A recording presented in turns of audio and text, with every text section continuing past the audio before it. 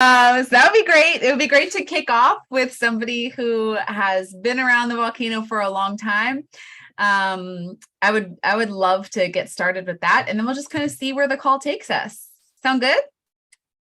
Yeah, sounds Okay. great to me. Thank you, Oh, Rosie. thank you, Brenda. I thank you for always being so willing to come on and share your story. You're such a freaking gem. I love you so much. I love you too. And it's so funny because you say share your story, but I think there's like so many stories that I could share, honestly, That's about, true too. yeah, like just how much I've learned. And honestly, whew, I thought I had myself pretty together. You know, I had done the Kyle Cease program with you, Rosie, transformational program with comedian Kyle Cease, and that was amazing. But when I jumped into the volcano, I realized, well, I didn't realize at first. It took me a while to realize how kind of codependent I was and how hard it was for me to say no and really put myself first. And that has made all the difference in my life. I'm still a work in progress, I'll admit, but I can say no now without feeling guilty because I know I'm doing what's best for me. And that's huge progress for me. I got chills actually just thinking about how empowered I feel now because I can say no and not feel guilty. The other thing that was so impactful for me was realizing all the places in my life where I felt like I had been a victim or where I was a victim and transforming that into, okay, how can I empower myself and be the victor in this story? And all the one-on-one coaching, I did BizCraft, the 8-month life coaching program, personal development program, all of that helped me to see so clearly where I had been blaming other people in my life for my circumstances. Wow. And yeah, and so now, I mean, I've really made huge progress with my relationship with my mom, which was was one of my main goals, even though I didn't consciously realize it. But we have great conversations now. I have tools to converse with her when I'm feeling a certain way. I used to just kind of shut down and not express it, but now I'm able to really communicate, and I feel like our relationship is better than it's ever been. And I'm so grateful to all of you in the volcano for teaching me the tools, and to be able to practice the tools on an ongoing basis, and go deeper and deeper and deeper. Um, I am living in my dream condo. I'm working on my memoir. I'm like pursuing my dreams full throttle. And I love having this community to support me every step of the way.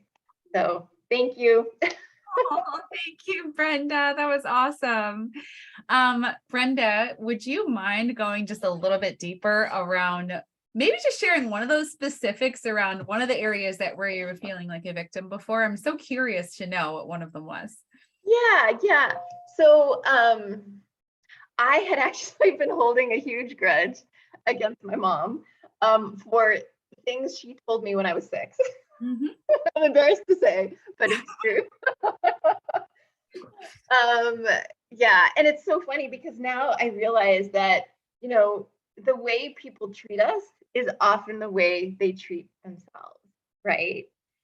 So realizing that she was obviously doing the best she could, and it really had nothing to do with me, what she said, but, feeling like I had been rejected by her and really wanted her love and acceptance and searching for that my whole life, which is great for the memoir because it's going to be a juicy memoir.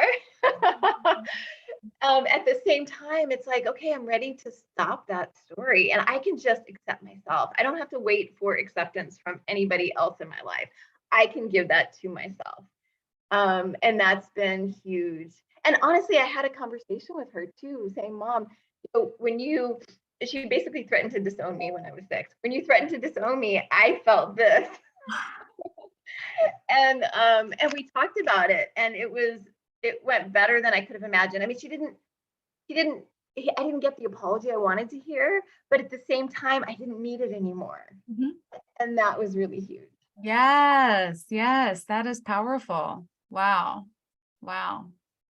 I can relate on so many levels, and I'm sure a lot of people who are watching right now can also relate to that. I mean, not the disowning part, but just this thing your mom said to you when you were 6 has now created this entire identity that you carried your whole life, that all of a sudden you're like, oh wait, this doesn't have to be me anymore. This doesn't have to be my identity anymore. That's amazing. Like it could be that easy. Yes. And, you know, not realizing that I had held that grudge in my life for so long, and all the ways that was stopping me from pursuing my dreams, all Yeah. the way that was causing doubt in my mind. And like, now that I realize rejection is nothing, doesn't mean nothing about me. It just means everything about the other person. Like, okay, I can move forward and I can pursue my dreams and not be afraid of rejection anymore. That was huge. Yeah. Yeah. And Wow. my coaches, my one-on-one coaches were so great. Oh my gosh, there's so many. I'm afraid I'm going to forget one, but you know, Jess and Lauren and Queenie, like all the people that I've worked with over the years have been just so good at spotting those things and calling me out on that. And so grateful. Oh, that's awesome. I love it. Thank you, Brenda. You're welcome. Awesome.